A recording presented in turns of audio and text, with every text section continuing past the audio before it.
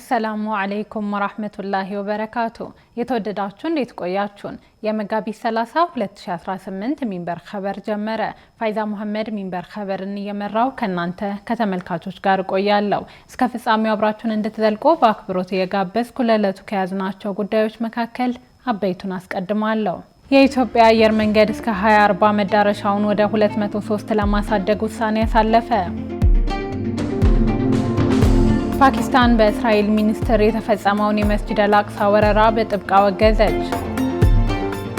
ለ40 ቀናት ጦርነት ውስጥ የቆዩት የኢራንና አሜሪካ ባለስልጣናት የተኩስ አቁም ስምምነት ላይ መድረሳቸውን ተከትሎ የፊታችን ጁምዓ በኢስላማባድ ለመገናኘት ቀጠሮ ያዙ የሚሉት የሚንበር ኸበር አበይት ጉዳዮች ናቸው። አብራችሁን እንድትቆዩ በድጋሚ እየጋበዝን ወደ ቀዳሚው ኸበር አልፋለሁ። የኢትዮጵያ አየር መንገድ እስከ 2040 መዳረሻውን ወደ 203 ለማሳደግ ውሳኔ ያሳለፈ።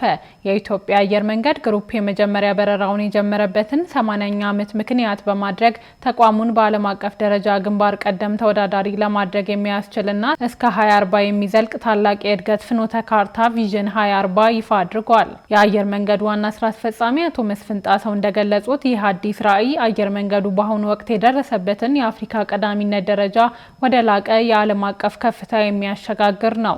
በዚሁ መሰረት እስከ 2040 ድረስ አየር መንገዱ አሁን ያሉትን 145 ዓለም አቀፍ መዳረሻዎች ወደ 203 ለማሳደግ የወሰነ ሲሆን ለዚህም ይረዳው ዘንድ የዘመናዊ አውሮፕላኖችን ቁጥር አሁን ካሉበት 150 ወደ 250 እና ከዚያ በላይ ለማድረስ አቅዷል። በአሁኑ ወቅት በአመት 20 ሚሊዮን መንገደኞችን እያጓጓዘ የሚገኘው አየር መንገዱ በ2040 ይህንን ቁጥር በ3 እጥፍ በማሳደግ 60 ሚሊዮን ለማድረስ አልሟል። ይህም ተቋሙ በአመት እስከ 30 ቢሊዮን ዶላር የሚጠጋ ገቢ እንዲያመነጭ ያስችለዋል ተብሏል። የአሁኑ የቦሌ ዓለም አቀፍ አውሮፕላን ማረፊያ የታቀደውን ግዙፍ እድገት ለማስተናገድ በቂ ባለመሆኑ በቢሾፍቱ ከተማ በመጀመሪያ ፌዝ እጅግ ዘመናዊና በአመት 60 ሚሊዮን መንገደኞችን የማስተናገድ አቅም ያለው አዲስ አውሮፕላን ማረፊያን እያስገነባ እንደሚገኝም ዋና ስራ አስፈጻሚው ገልጸዋል። ከዓለም አቀፍ በረራዎች በተጨማሪ የሀገር ውስጥ ትራንስፖርትን ለማሳለጥ አሁን ያሉትን 23 መዳረሻዎች በእጥፍ በማሳደግ 47 ለማድረስ ከመንግስት ጋር ስምምነት ላይ ተደርሷል። አቶ መስፍን ጣሰው በመግለጫቸው ማጠቃለያ ላይ አየር መንገዱ ባለፉት 80 ዓመታት ላስመዘገበው ስኬት ለቀድሞና ለአሁኑ የስራ ባልደረቦቹ ምስጋናቸውን አቅርበዋል። አየር መንገዱ የኢትዮጵያ ልማት፣ የኢኮኖሚና የማህበራዊ እድገት ምሰሶ እንዲሆን የሀገር ኩራት ሆኖ እንደሚቀጥል አረጋግጠዋል። በሞጆ ደረቅ ወደብ መግቢያና መውጫ ኬላ የምግብና መድኃኒት ላቦራቶሪ ተጀመረ።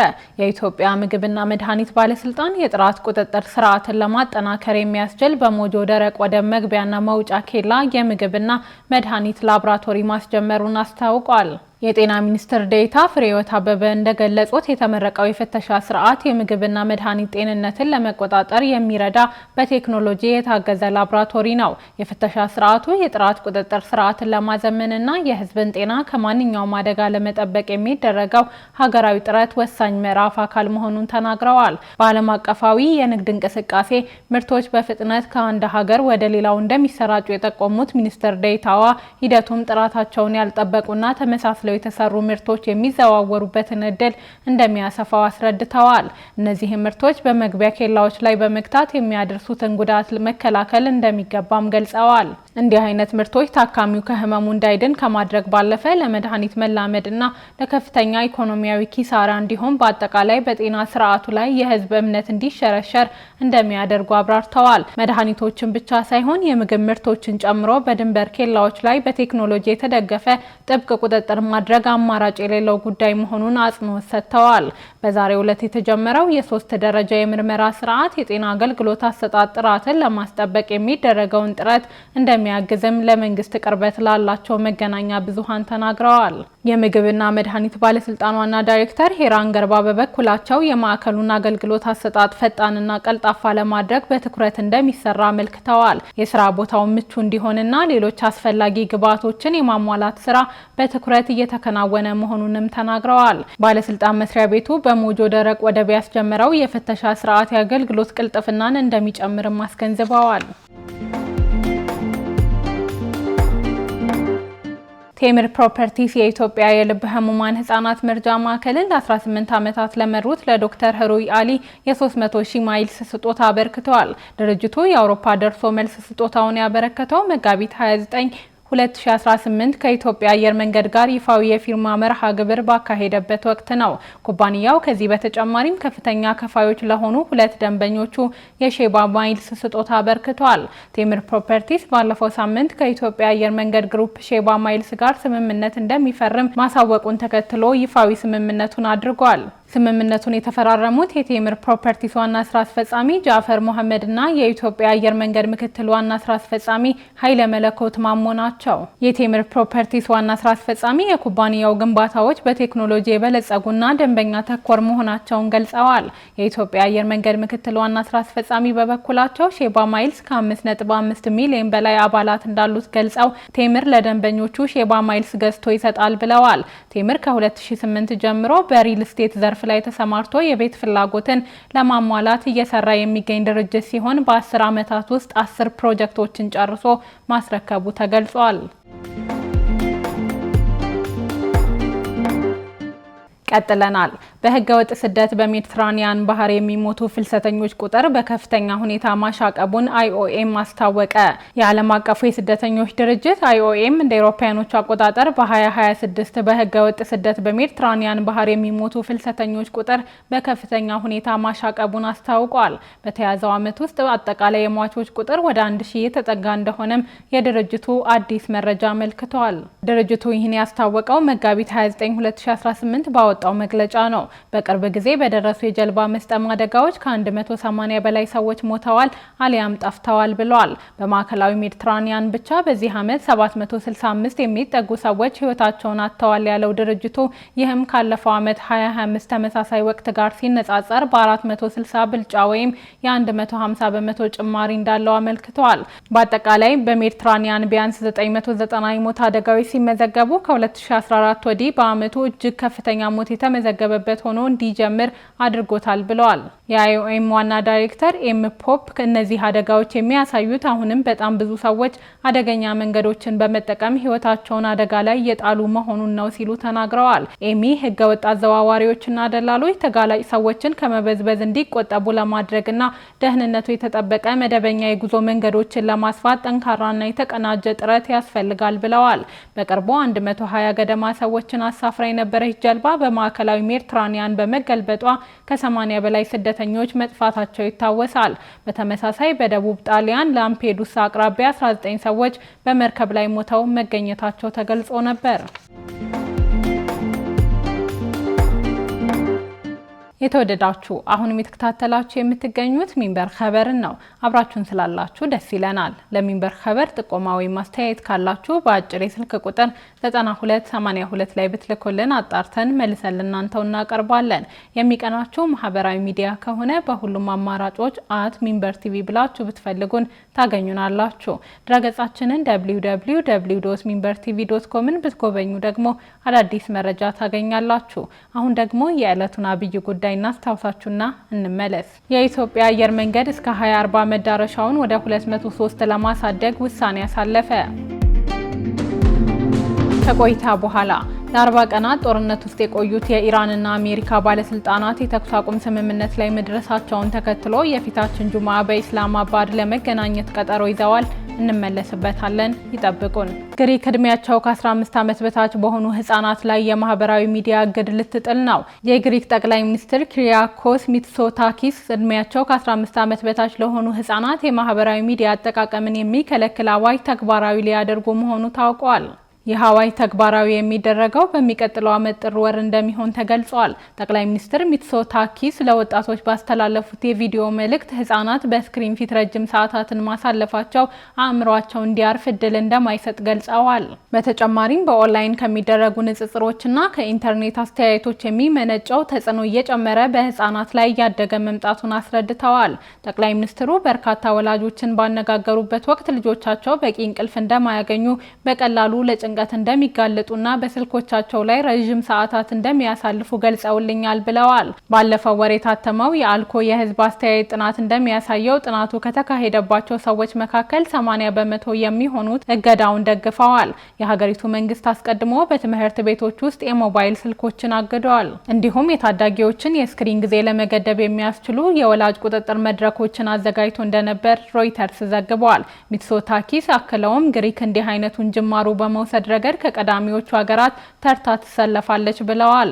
የመጨረሻዋ እንደማትሆን እርግጠኛ ነኝ፣ ግባችን የአውሮፓ ህብረትንም ወደዚህ አቅጣጫ መግፋት ነው ሲሉ ጥቆማ ሰጥተዋል። አውስትራሊያ በታህሳስ ወር ዕድሜያቸው ከ16 ዓመት በታች ለሆኑ ህጻናት ማህበራዊ ሚዲያን በማገድ በዓለም የመጀመሪያዋ ሀገር ሆናለች። ይህ እገዳ እንደ ቲክቶክ፣ አልፋቤት፣ ዩቲዩብ እንዲሁም ሜታ የሚያስተዳድራቸውን ኢንስታግራም እና ፌስቡክ ያሉ መድረኮችን ተደራሽነት ይከለክላል። የአውስትራሊያ ውሳኔን በማስከተል ስሎቬኒያ፣ ብሪታንያ፣ ኦስትሪያ እና ስፔንም ተመሳሳይ እገዳዎችን ለማውጣት እየሰሩ መሆናቸውን ገልጸዋል።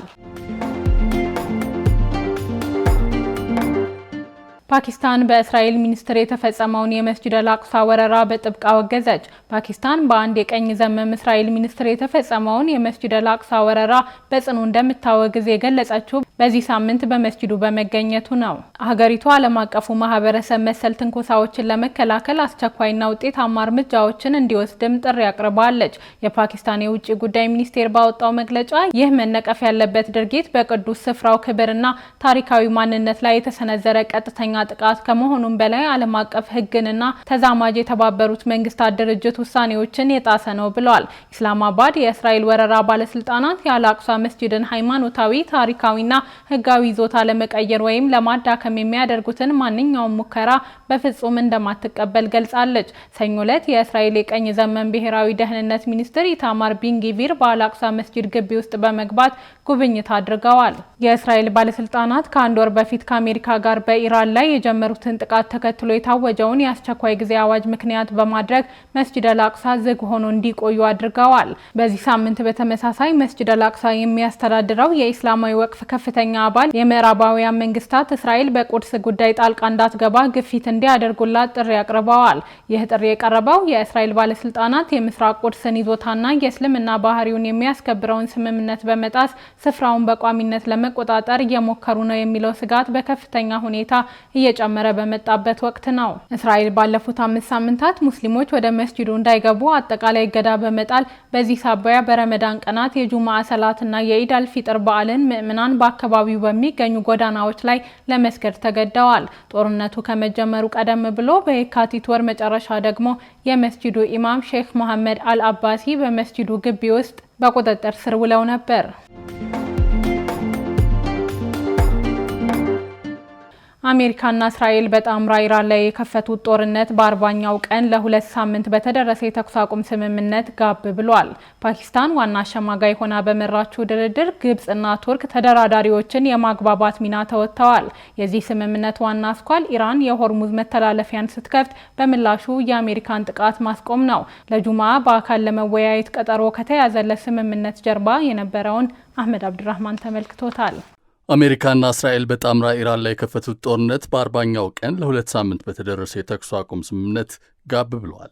ፓኪስታን ዋና አሸማጋይ ሆና በመራችው ድርድር ግብጽና ቱርክ ተደራዳሪዎችን በማግባባት ተሳታፊ ሆነዋል። ለተኩስ አቁም ስምምነቱ አሜሪካ አስቀድማ ባለ 15 ነጥብ ምክረ ሐሳብ ብታቀርብም በመጨረሻ ኢራን ባለ 10 ነጥብ ምክረ ሐሳብ ለአደራዳሪዎች ሰጥታለች።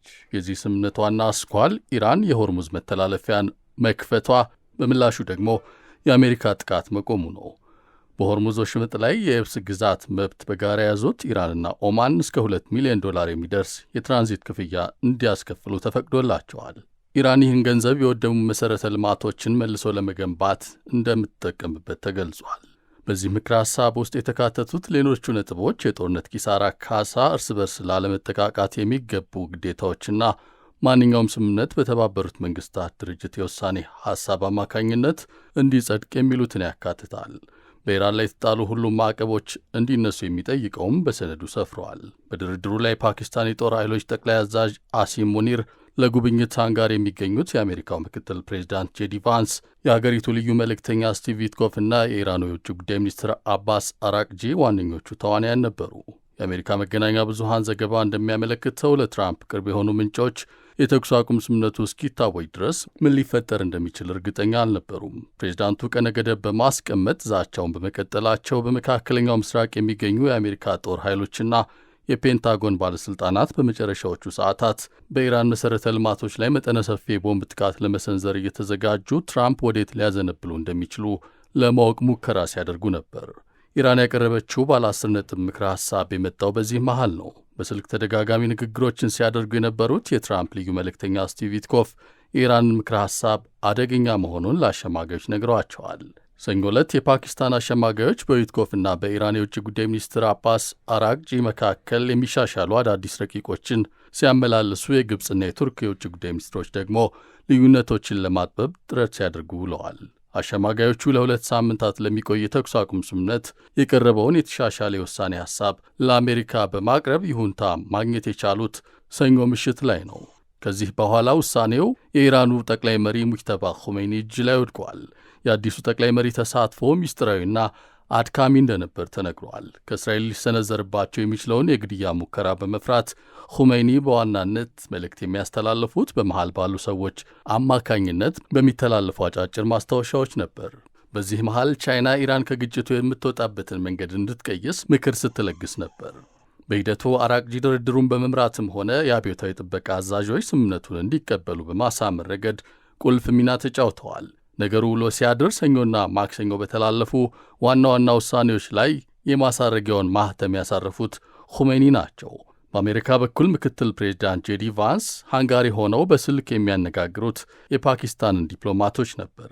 በጦርነቱ ከአሜሪካ ጀርባ ሆና ግፊት የምታደርገው እስራኤል ጠቅላይ ሚኒስትር ቤንያሚን ኔታንያሁ ቀኑን ሙሉ ከትራምፕና ቡድናቸው ጋር ተደጋጋሚ ንግግር ሲያደርጉ የነበረ ቢሆንም ሂደቱ ከቁጥጥራቸው እየወጣ በመሆኑ ስጋታቸው እያየለ መጥቶ ነበር ተብሏል። ኢራንና አሜሪካ ለ2 ሳምንት የተኩስ አቁም ለማድረግ እየተቀራረቡ መሆኑ ይበልጥ ተስፋ ሰጪ መሆኑ የታየው ማክሰኞ እኩለ ቀን አካባቢ ነው። ከሰዓታት በኋላ ደግሞ የፓኪስታን ጠቅላይ ሚኒስትር ሼህባዝ ሸሪፍ የስምምነቱን ዝርዝር በኤክስ ላይ ይፋ በማድረግ ሁለቱም ወገኖች እንዲቀበሉት ጥሪ አቅርበዋል። በዚህም ጊዜ የትራምፕ ጽንፈኛ አጋሮች ስምምነቱን ውድቅ እንዲያደርጉ የሚያሳስቡ የጽሑፍ መልእክቶችን ወዲያውኑ ማግረፍ ጀምረዋል ተብሏል። በትራምፕ ውሳኔ ላይ በዙሪያቸው ባሉ ሰዎች ጭምር ውሳኔው እስኪተላለፍ ድረስ ባሉት ከ1 እና 2 ሰዓት በፊት ጭምር ግራ አጋቢ ሁኔታ ተስተውሏል ተብሏል። በዚህም በዙሪያቸው ያሉ ሰዎች ስምምነቱን ውድቅ ያደርጋሉ የሚል እምነት ነበራቸው። ይሁን እንጂ ትራምፕ በመጨረሻ ስምምነቱን ተቀብለውታል። ይህን ይፋ ከማድረጋቸው በፊት ለኔታንያሁ ደውለው ነግረዋቸዋል። በመቀጠልም ስምምነቱን ለማጽናት ወደ ፓኪስታን ደውለው የሀገሪቱን ጦር ኃይሎች ጠቅላይ አዛዥ አሲም ሙኒር አግኝተው አነጋግረዋቸዋል። የትራምፕ መግለጫ በወጣ በ15 ደቂቃ ውስጥ የአሜሪካ ጦር ጥቃቱን እንዲያቆም ትዕዛዝ ተላልፎለታል። የኢራኑ አራግጂ ሀገራቸው የተኩስ አቁም ስምምነቱን እንደምታከብርና የሆርሙዝ ወሽመጥን ክፍት እንደምታደርግ የገለጹት ከዚህ በኋላ ነው። የፊታችን ጁምዓ በፓኪስታን ለሚካሄደው ድርድር ምክትል ፕሬዚዳንቱ ጄዲ ቫንስ የትራምፕ አማች ጃሬድ ኩሽነርን አስከትለው ወደ ኢስላማባድ ይጓዛሉ። በኢራን በኩል ማን እንደሚወከል ይህ ዘገባ እስከተጠናቀረበት ሰዓት ድረስ ይፋ አልተደረገም። ዘገባዎች እንደሚጠቁሙት በአሜሪካና በኢራን መካከል ለስምምነት በሚቀርቡት ጉዳዮች ላይ አሁንም ትልቅ ልዩነት አለ። በዚህም ጦርነቱ እንደገና ሊቀሰቀስ የሚችልበትን ዕድል ክፍት ሊያደርገው ይችላል የሚለውን ስጋት የሚያነሱ ታዛቢዎችም አሉ። ይህ ዘገባ የተጠናቀረው በዋነኝነት በአክሲዮስ ላይ ተመስርቶ ሲሆን ሚድል ኢስታይ፣ አልጀዚራና አሶሺየትድ ፕሬስም ዋቢ ተደርገዋል። የተኩስ አቁም ስምምነቱ የሆርሙዝ ወሽመጥ ዳግም እንደሚከፈት ፍንጭ በመስጠቱ የነዳጅ ዋጋ ከ$100 በታች ወረደ። ኢራንና አሜሪካ የ2 ሳምንት ጊዜያዊ የተኩስ አቁም ስምምነት ማድረጋቸውን ተከትሎ የነዳጅ ዋጋ በአንድ በርሜል ከ$100 በታች በከፍተኛ ሁኔታ ወርዷል። የስምምነት ተግባራዊ የሚሆነው የሆርሙዝ ወሽመጥ በአስቸኳይና በሰላማዊ ሁኔታ ሲከፈት ብቻ እንደሆነ ሮይተርስ ዘግቧል። በዛሬው ዕለት የብሬንት ድፍድፍ የነዳጅ ዋጋ በ14.9 በመቶ በመቀነስ በአንድ በርሜል $92.95 ገብቷል። የአሜሪካው WTI ደግሞ በ16.1 በመቶ ቅናሽ አሳይቶ $94.79 ደርሷል። ይህም በአቅርቦት ላይ የነበረው ስጋት መርገቡን ያሳያል ተብሏል። ባለፉት ሳምንታት ከመካከለኛው ምስራቅ ውጥረት ጋር በተያያዘ የአቅርቦት መቋረጥ ስጋት በመፈጠሩ የነዳጅ ዋጋ በከፍተኛ ሁኔታ ጨምሮ በታሪክ ታይቶ የማይታወቅ ወርሃዊ ጭማሪ አስመዝግቦ ነበር። ሆኖም አዳዲስ የዲፕሎማሲያዊ ፍንጮች በመታየታቸው ዋጋው በድጋሚ ወርዷል። የአሜሪካው ፕሬዝዳንት ዶናልድ ትራምፕ ስምምነቱን ባለ ሁለት ወገን የተኩስ አቁም በማለት ገልጸውታል። ይህም ቀደም ሲል ከነበረው የጦርነት ማስጠንቀቂያ የተለየ ሰላማዊ አዝማሚያ የታየበት ነው። ይህ ስምምነት በገበያው ላይ የነበረውን ትልቅ የአቅርቦት መቆራረጥ ስጋቱን ለጊዜው ቀንሶታል ተብሏል። ውድ ተመልካቾች ለዛሬ ያዘጋጀነው የሚንበር ኸበር በዚሁ ተጠናቀቀ። ፋይዛ መሐመድ አብሬያችሁ ቆየሁ። ወሰላሙ አለይኩም ወራህመቱላሂ ወበረካቱ።